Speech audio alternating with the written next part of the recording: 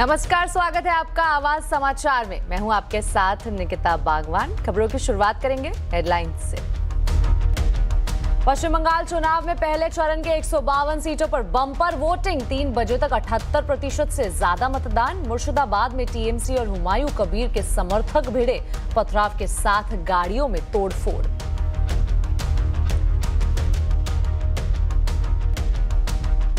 झालमुरी मैंने खाई, लेकिन झाल टीएमसी को लगी है। बंगाल के नादिया में पीएम मोदी का ममता सरकार पर निशाना। कहा, बंगाल से भय जा रहा है, भरोसा आ रहा है। बंगाल में बीजेपी की प्रचंड जीत का किया दावा। 4 मई को पूरे बंगाल में बांटेंगे झालमुड़ी। पश्चिम बंगाल आपको आश्चर्यजनक रिजल्ट के साथ सामने आ रहा है। जो भी टीएमसी और कांग्रेस के जो खेल थे, उस सब से बाहर आकर जनता इस बार भाजपा की सरकार बनाने जा रही है। बीजेपी अध्यक्ष नितिन नवीन का ममता सरकार पर निशाना। कहा, सामने आया टीएमसी का गुंडा राज। नेटवर्क 18 के editor in chief Rahul Joshi के साथ एक्सक्लूसिव इंटरव्यू में बोले, बंगाल में पूर्ण बहुमत के साथ बनेगी बीजेपी सरकार। चुनाव में महिलाएं देंगी जवाब। तमिलनाडु में सभी 234 विधानसभा सीटों पर मतदान। स्टालिन, रजनीकांत, कमल हसन, विजय समेत कई दिग्गज हस्तियों ने डाला वोट। 3 बजे तक 70% वोटिंग। सीज फायर के बीच डोनाल्ड ट्रंप का ईरान को अल्टीमेटम। कहा, ईरान के पास सिर्फ 3 से 5 दिन की मोहलत। डील नहीं की तो खत्म होगा सीज फायर। कच्चे तेल ने फिर मारा उछाल। ब्रेंट क्रूड का भाव $104 प्रति बैरल के पार। स्ट्रेट ऑफ हॉर्मूज बंद होने और यूएस ईरान के बीच बातचीत आगे नहीं बढ़ने से महंगा हुआ क्रूड।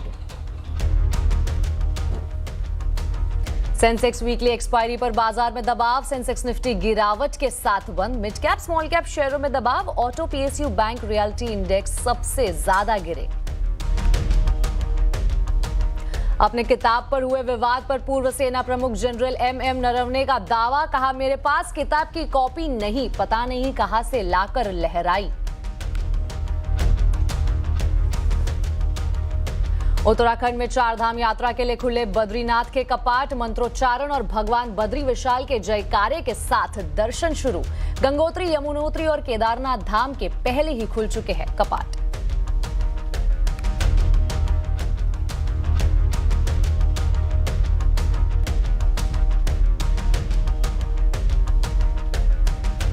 तो बुलेटिन में सबसे पहले बात करेंगे पश्चिम बंगाल और तमिलनाडु के चुनाव की।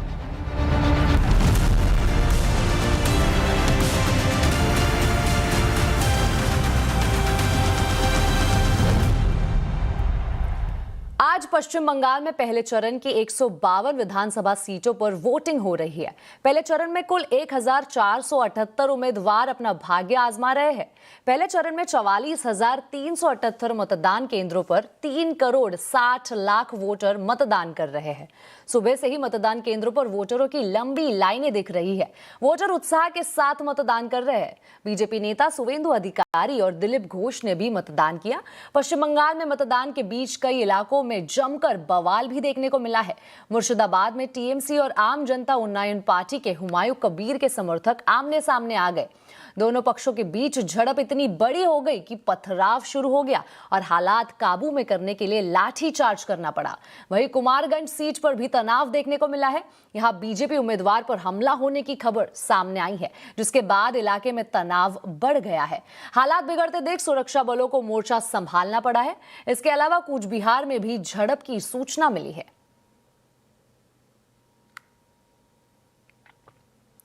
तो पश्चिम बंगाल में कैसी चल रही है वोटिंग और कैसे है ताजा हालात, इस पर ज्यादा अपडेट के लिए हमारे साथ जुड़े संवाददाता अरुण सिंह। अरुण, बताइए कैसे चल रही है पश्चिम बंगाल में वोटिंग और कुछ इलाकों में झड़प की भी खबर आई है, उस पर क्या अपडेट है? देखिए, पहली बात तो कि वोटिंग के पिछले सारे रिकॉर्ड टूटने वाले हैं, क्योंकि 78% वोटिंग 3 बजे तक हो गई थी। ये दिखाता है कि पश्चिम बंगाल के मतदाताओं में कितना उत्साह है। और 152 सीटों पर 152 सीट्स पर जो सुबह से मतदान शुरू हुआ है वो लगातार चल रहा है और अब भी पोलिंग बूथ के अंदर भारी भीड़ है और लोग अपने मताधिकार का प्रयोग करना चाहते हैं। जहां तक हिंसक झड़प की बात है, मुर्शिदाबाद में और मालदा में कुछ जगहों पर जरूर इस तरह की खबर आई थी। हुमायूं कबीर का जो इलाका है उसके आसपास के कई बूथों पर टीएमसी के कार्यकर्ता और हुमायूं कबीर की पार्टी कार्यकर्ता आमने सामने आ गए और एक जगह तो दोनों के बीच जो है हाथापाई भी हुई और लाठीचार्ज करना पड़ा पुलिस को।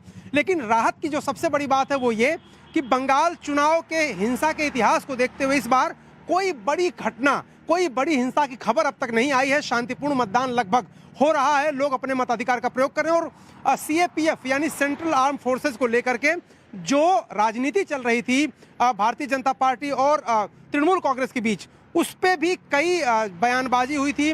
लेकिन कई ऐसे लोग मतदाता मिले जिनका ये कहना था कि चूंकि सीएपीएफ के लोग सड़कों पर गश्त कर रहे थे, हजारों की संख्या में पुलिसकर्मी और पैरामिलिट्री फोर्स के लोग थे, इसलिए वो आराम से निकल करके बिना किसी डर के भय के अपना वोट दे पाए। एक बड़ी बात यह भी है, तो मुर्शिदाबाद और मालदा का जो इलाका है वहां कुछ झड़प हुई लेकिन स्थिति नियंत्रण में है और काबू में है। बड़ी बात यह है कि 152 सीटों में सबसे ज्यादा सीटें बीजेपी ने पिछली बार अच्छा प्रदर्शन इन 152 सीटों पर किया था, तो इस बार भी उनको उम्मीद है litmus test Bharatiya Janata party का, क्योंकि अगर सरकार बनाने का दावा जैसा कि वो कर रहे हैं और अगर बनाने की बात कह रहे हैं तो इस पूरे इलाके में उनको अच्छा प्रदर्शन करना ही होगा। तृणमूल कांग्रेस अपना किला बचाने की पुरजोर कोशिश कर रही है, दोनों के बीच अच्छी लड़ाई है, लेकिन कहीं कहीं पॉकेट्स में आप देखिए कांग्रेस भी स्ट्रांग है, कहीं कहीं पॉकेट्स में क्षेत्रीय दल भी स्ट्रांग है। लेकिन मुख्य जो यहाँ पर मुकाबला है फिलहाल तृणमूल कांग्रेस और भारतीय जनता पार्टी के बीच है। तो वोटिंग का प्रतिशत जो है, जिस तरह से लोग वोटर महिलाएं खासतौर से भारी संख्या में मतदान केंद्रों तक पहुंची हैं, वो दिखाता है कि मतदान को लेकर के लोगों में उत्सुकता है, जागरूकता है और लोग अपने मताधिकार का प्रयोग करके एक सरकार चुनना चाहते हैं। ये जो हाई वोटर परसेंटेज है, इसको लेकर के देखिए दोनों के दावे हैं। तृणमूल कांग्रेस कह रही है कि सरकार बचाने रखने के लिए, सरकार बनाए रखने के लिए लोग एग्रेसिव होकर वोट कर रहे हैं भारतीय जनता पार्टी के खिलाफ। बीजेपी कह रही है कि सरकार बदलने के लिए ये वोटिंग हो रही है। इस बीच सच्चाई क्या है वो तो 4 तारीख को सामने आएगी, लेकिन ये इतना जरूर है कि हाई वोटिंग परसेंटेज से दोनों जो पार्टियां हैं दावे भले करें, लेकिन अंदर अंदर थोड़ा डर भी दोनों को है कि आखिर किसके पक्ष में ये वोटर बाहर निकल रहे हैं। अरुण, तो ये कहा जा सकता है कि पश्चिम बंगाल के पहले चरण में बहुत ही ज्यादा अच्छे परसेंटेज के साथ वोटिंग हो रही है। बहुत बहुत शुक्रिया इस पूरी जानकारी के लिए। प्रधानमंत्री नरेंद्र मोदी ने आज बंगाल में दूसरे चरण के चुनाव के लिए रैली की। पीएम मोदी ने बंगाल में बीजेपी की प्रचंड जीत का किया दावा और कहा कि बंगाल से भय जा रहा है और भरोसा आ रहा है। उन्होंने ये भी कहा कि 4 मई को बंगाल में मिठाई भी बांटेंगे और झालमुड़ी भी। इस धरती पर मैं परिवर्तन की आंधी देख रहा हूं। कृष्णा नगर में आज भय पर भरोसे की विजय का विश्वास दिख रहा है। ये उत्साह, ये उमंग, ये जोश, ये भरोसे का है। भय जा रहा है, भरोसा आगे बढ़ रहा है। वैसे मैंने सुना है कि झालमुड़ी ने भी कुछ लोगों को जन्नाटेदार झटका दिया है। झालमुड़ी मैंने खाई, लेकिन झाल टीएमसी को लगी है। अब बात करते हैं आज के सबसे बड़े इंटरव्यू की। नेटवर्क 18 के editor in chief Rahul Joshi के साथ एक्सक्लूसिव बातचीत में बीजेपी के राष्ट्रीय अध्यक्ष नितिन नवीन ने पश्चिम बंगाल में पूर्ण बहुमत की सरकार बनाने का दावा किया है।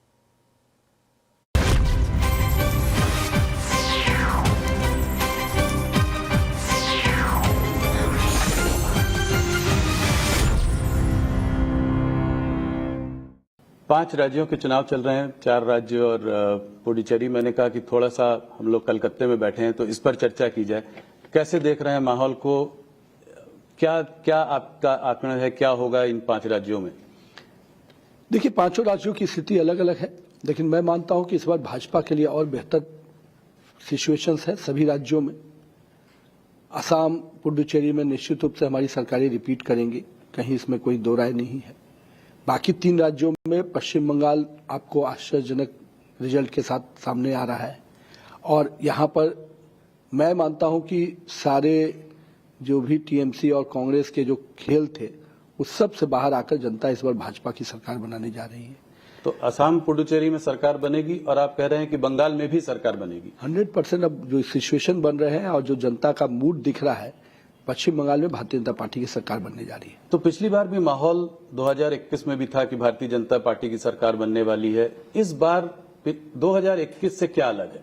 क्या भरोसा दे रहा है आपको कि इस बार आप सरकार बना ले जाएंगे? देखिए, पिछले बार भी जितने गुणात्मक तरीके से हम आगे बढ़े, 3 से 77 सीट पर आए, अगर उसी स्पीड को अगर हम मेंटेन करें तो इस बार तो 100% हम अपनी सरकार बना रहे हैं। हम लोगों ने देखा है कि पिछले चुनाव में महिलाओं का रोल, भूमिका जो है बहुत अहम रही है। किसी की भी जीत हो, उनका रोल बहुत हो रहा है। क्या आपको लगता है कि महिलाएं बंगाल में आज दीदी के साथ नहीं है जैसे पहले थी? उनकी स्कीम है लक्ष्मी भंडार, उसमें जो है 1500 रुपए मिलता है। तो क्या ये एक फैक्टर होगा जिससे माइनॉरिटी के अलावा विमेन वोटर्स भी उनका रुझान भी उनकी तरफ हो सकता है? देखिए, एक तो देश भर में महिला वोटर्स भाजपा के साथ आ रही है। यहां पर भी जिन नारों के साथ वो सरकार में आई, मां, माटी, मानुष, उन तीनों के साथ जो वादा खिलाफी किया, उन तीनों के साथ जो सौतेला व्यवहार, इस राज्य की महिलाओं के साथ जिस प्रकार से व्यवहार हुआ है असुरक्षा को लेकर, वो कहीं ना कहीं आम लड़की हो, महिला हो, सब, चाहे ग्रामीण महिला हो चाहे शहरी महिला हो, सबको इससे भयभीत है। उनके जो गुंडा राज चलते हैं, हर हफ्ते चौक चौराहे पर जो उनकी वसूली चलती है, उससे हर महिला परेशान। वहां तो महिला लोग को ये कहना है, जब हम लोग कैंपेन में जाए, कि एक हाथ से दीदी देती है 1500 रुपया और दूसरे हाथ से वसूली करने वाले पहुंच जाते हैं। तो आज महिलाओं के अंदर जब रोष है कि न हमको सुरक्षा मिल रहा है, न सम्मान मिल रहा है, और स्वाभिमान से जीने का तो कोई मौका नहीं है यहाँ पर, जिस प्रकार से बांग्लादेशी घुसपैठिया हो रहे हैं, आम महिला अपने आप को डरी हुई महसूस कर रही है। तो निश्चित रूप से ममता दीदी के प्रति अब कोई सहानुभूति नहीं है। एक महिला मुख्यमंत्री होते हुए इस राज्य की महिलाओं का ही अगर शोषण हुआ होगा, इस महिला मुख्यमंत्री होते हुए महिलाओं के आरक्षण का विरोध करने वाली ऐसे मुख्यमंत्री से क्या उम्मीद करेगी यहाँ की?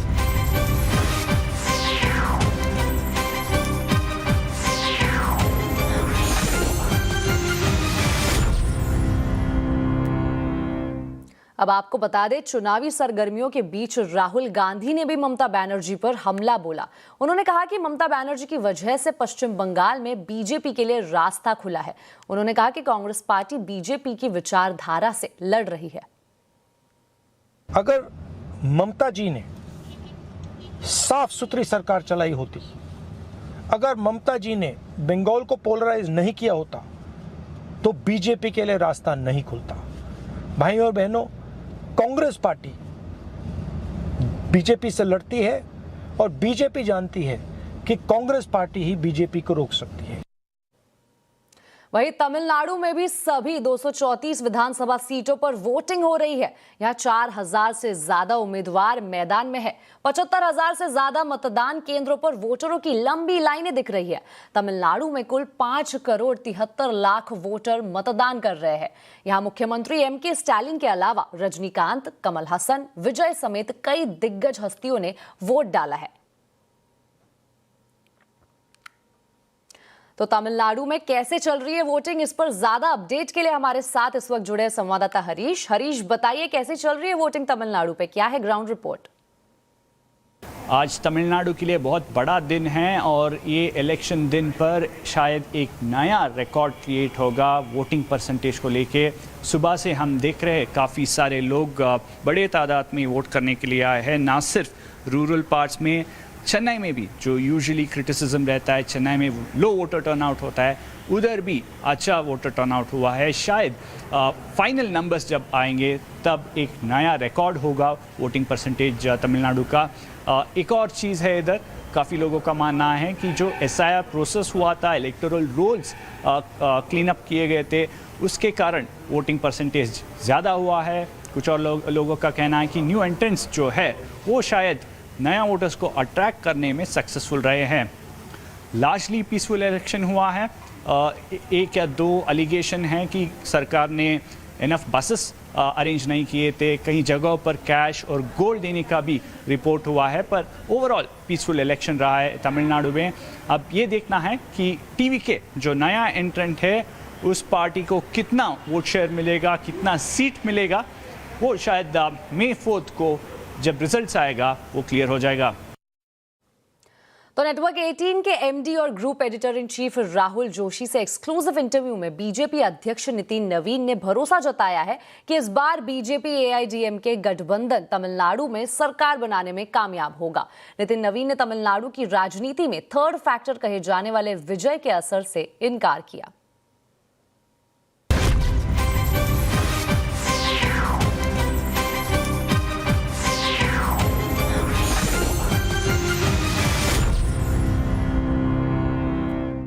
तमिलनाडु में आपको क्या उम्मीद है अपनी एनडीए से? जिस प्रकार से डीएमके का करप्शन, जिस प्रकार से डीएमके की एनार्की और जिस प्रकार से सनातन विरोधी मानसिकता, वो पूरी तरह से तमिलनाडु में लोगों में रिएक्शन है। वहां हमारी भूमिका छोटी है, हम अलायंस पार्टनर में हैं और हमारा मुख्य दल एआईडीएमके वहां पर लड़ रहे हैं हम लोग मिलकर। हमारा ये मानना है कि जिस प्रकार से पब्लिक के अंदर रिएक्शन मैंने देखा, मैं खुद भी कई कैंपेन में वहां पर गया, मुझे बहुत स्पष्ट दिख रहा है कि डीएमके को इस बार इसका भारी नुकसान होगा। विजय फैक्टर कितना बड़ा है? ये किसको नुकसान करेगा या किसको फायदा करेगा?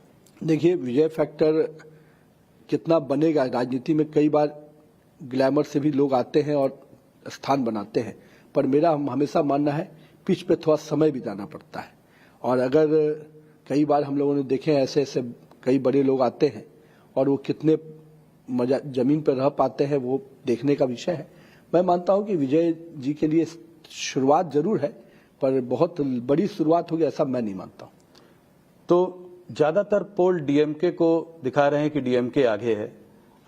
क्या आने वाले समय में विजय के साथ मिलकर सरकार बनने की कोई संभावना है? कोई पोस्ट पोल अलायंस की बात हो सकती है? हमारी ऑलरेडी अपनी अलायंस वर्किंग है और सभी अलायंस पार्टनर हम लोग मिलकर चुनाव लड़ रहे हैं। हम आज पोस्ट पोल के लिए कहीं कोई संभावना मुझे नहीं दिख रही है। मुझे लग रहा है कि हम एनडीए एज ए फ्रंट सरकार बनाएंगे। तो विजय के साथ हाथ मिलाने का कोई आवश्यकता नहीं पड़ेगी।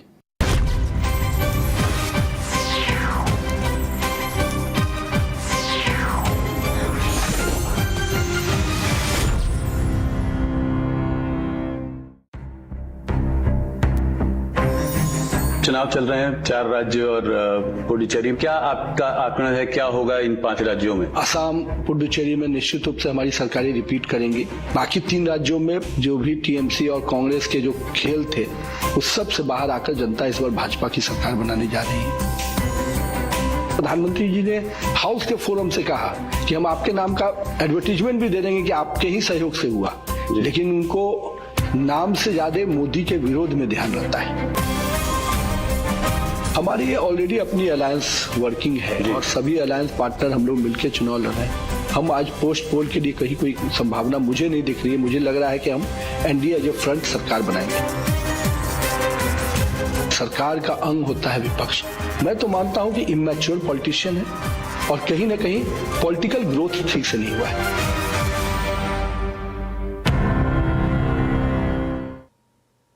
तो आपको बता दें कि इन्फोसिस के Q4 के नतीजे आ गए हैं। कंपनी क्या रिजल्ट्स देती है, इस पर सबकी नजरें थी। तो इसी पर ज्यादा बात करने के लिए हमारे साथ इस वक्त जुड़े हैं मिराई एसेट शेर खान के रिसर्च एनालिस्ट मानवा मेदेवाला।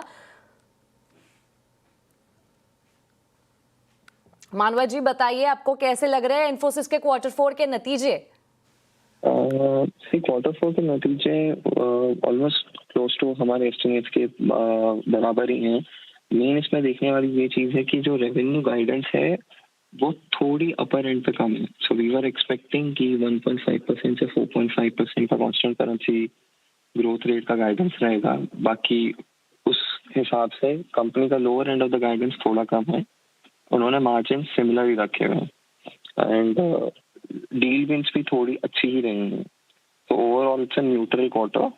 बाकी कंपनी के कमेंट्री पे डिपेंड रहेगा सब कुछ। जी जी बिल्कुल मानव जी, और साथ ही ये भी बताइए कि आईटी दिग्गजों के जितने भी नतीजे आए हैं उसे देखते हुए आईटी सेक्टर पर आपकी क्या राय है? मोर देन द रिजल्ट्स ना, अभी कमेंट्री सबसे ज्यादा इम्पोर्टेंट आ रही है, क्योंकि जितनी भी अभी कंपनीज की कमेंट्री आ रही है ये देखने मिला है कि कहीं ना कहीं लार्ज डील्स में क्लाइंट्स अपना डील पोस्टपोन कर रहे हैं, या तो बजट कट कर रहे हैं या तो पोस्टपोन कर रहे हैं, जिसकी वजह से रेवेन्यू इतनी जल्दी चर्न आउट नहीं हो पा रहा है। तो और HCL टेक ने अपना गाइडेंस जो हम स्ट्रीट को एक्सपेक्ट था उससे भी कम दिया। एंड देन उन्होंने भी एआई डिफ्लेशन का कमेंट्री दिया है, 2 to 3% एआई डिफ्लेशन होगा। तो पूरा जो भी है ना अभी गेम वो कमेंट्री का है, which is not that positive. तो देखिए नतीजे तो अभी आ गए हैं, तो कल इस पर बाजार कैसे रिएक्ट करेगा आपके हिसाब से, आपको क्या लगता है? Again it depends a lot on the commentary which the company gives. Guidance के हिसाब से तो more or less it should be flat to slight negative, but if the commentary is a little bit on a positive side, शायद कल इन्फोसिस ऊपर भी खुल सकता है। कुलमानव जी, आपका बहुत बहुत शुक्रिया हमारे साथ जुड़ने के लिए। इसी के साथ आवाज समाचार में वक्त हो चुका है एक छोटे से ब्रेक का। खबरें आगे और भी है, बने रहिए हमारे साथ।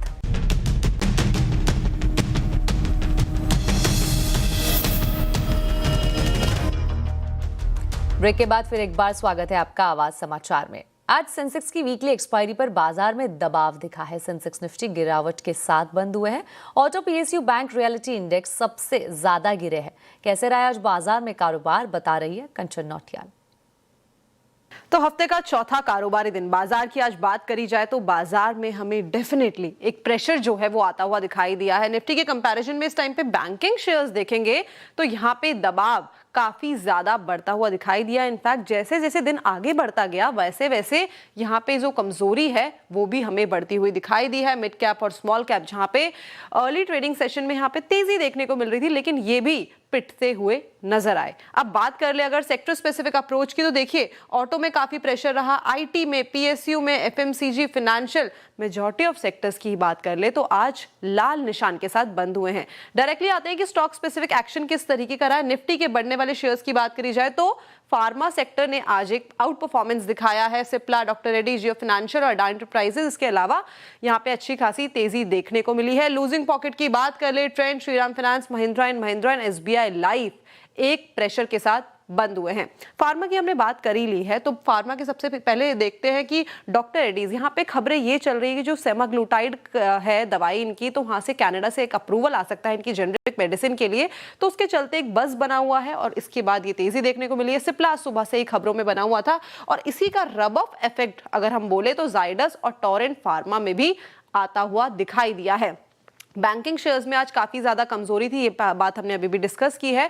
तो आज पीएसयू बैंक्स की अगर बात करें, इसके अलावा जो प्राइवेट हैवीवेट बैंक है, चाहे एचडीएफसी की बात कर ले, आईसीआईसीआई की बात कर ले, तो यहाँ पे एक कमजोरी का सिलसिला जो हमें है देखने को मिला, जहां पे हम देख रहे थे कि बैंकिंग शेयर काफी दिनों से लीड करते हुए नजर आ रहे थे। आज यहाँ पे हमें एक सेटबैक जो है वो देखने को मिला है, लेकिन ऑल इन ऑल अगर हम बात करें तो बाजार में डेफिनेटली एक डराने वाला मूड माहौल देखा गया।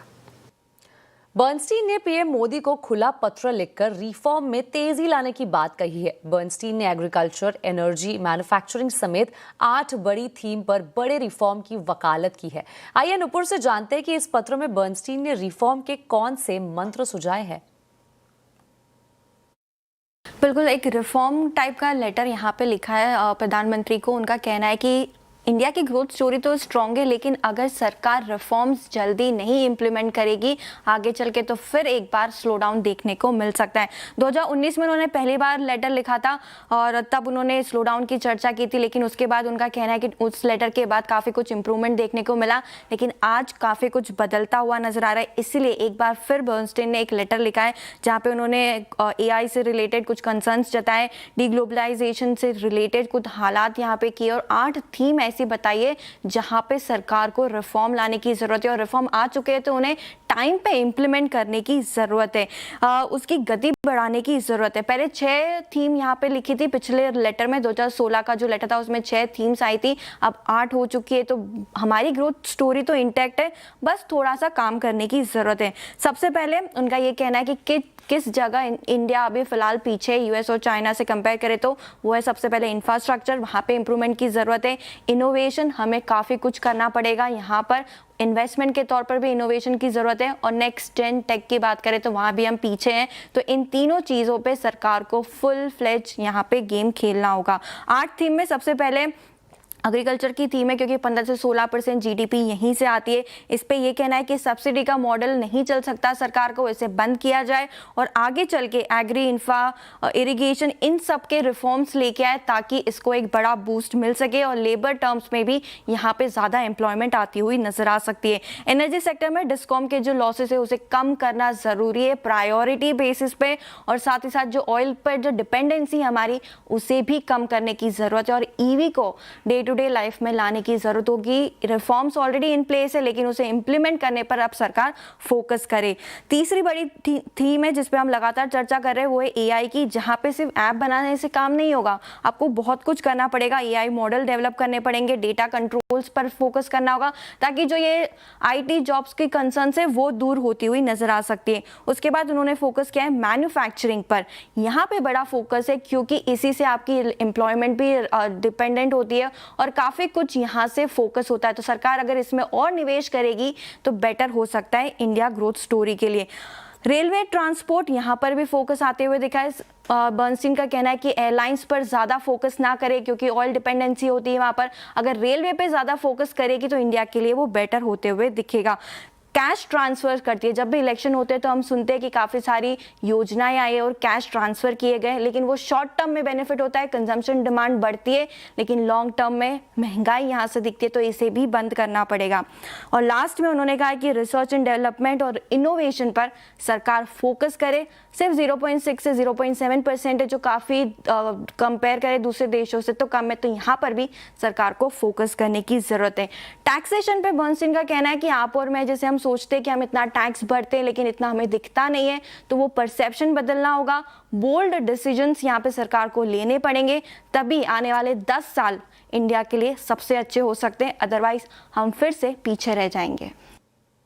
बढ़ते हैं अगली खबर की ओर। एआई की दुनिया में इन दिनों नया बज़वर्ड है, यानी एजेंटिक एआई। जो एआई एजेंट सिर्फ बातें नहीं करता बल्कि इंसानों की तरह खुद फैसले लेकर काम पूरा करता है। लॉजिस्टिक्स सॉफ्टवेयर कंपनी फाराई ने पायलट नाम का एक एजेंट लॉन्च किया है जो अकेले 10 लोगों का काम कर सकता है। कैसे काम करता है ये जानने के लिए संवाददाता रोहन सिंह ने कंपनी के को फाउंडर गौरव श्रीवास्तव से बात की है। एग्जैक्टली एक रियल वर्ल्ड एग्जांपल दे सकते हैं, क्या काम करता है पायलट? पायलट आपके ऑर्डर्स को, आपके कस्टमर के डेटा को और आपके ड्राइवर के डेटा को स्कैन करता है। उसको पता है कि किस कस्टमर को क्या सामान डिलीवर होना है। अब जैसे लेट्स से एक ड्राइवर को एक पलंग डिलीवर करनी है आपके घर पे, तो उसको पता है कि आप घर पे होने चाहिए, तभी वो ड्राइवर आएगा। तो आपको ड्राइवर के पहुंचने के पहले वह फ़ोन करेगा अपने आप, आपसे कंफर्म करेगा कि आप घर पे हैं, क्या हमारा ड्राइवर आ सकता है। वो ड्राइवर दोपहर में 3 से 4 के बीच में आपके पास आएगा। अगर आपने हाँ बोला तो वो ड्राइवर को सिग्नल भेज देता है। क्या आपने एफिशिएंसी टेस्ट की है कि एक आम डिस्पैचर के मुकाबले ये एआई कितना एफिशिएंट है? जी हाँ, बिल्कुल। ये हमने Maersk, tractor supply, blue dart जैसी कंपनीज में ऑलरेडी टेस्ट किया हुआ है, जहाँ पे हमने देखा है कि ये 80 से 90% तक ज़्यादा प्रोडक्टिविटी दे पा रहा है हमारे डिस्पैचर्स को। वो उनका 80 से 90% तक का टाइम बचा पा रहा है ताकि वो किसी और कामों में फोकस कर सके और वो ये डिस्पैचिंग के डिसीजंस को अपने आप ले पा रहा है। इसी के साथ आवाज समाचार में अभी के लिए इतना ही। आप देखते रहे CNBC आवाज और अपडेटेड रहे खबरों पर हमारे सोशल मीडिया हैंडल्स के जरिए। नमस्कार।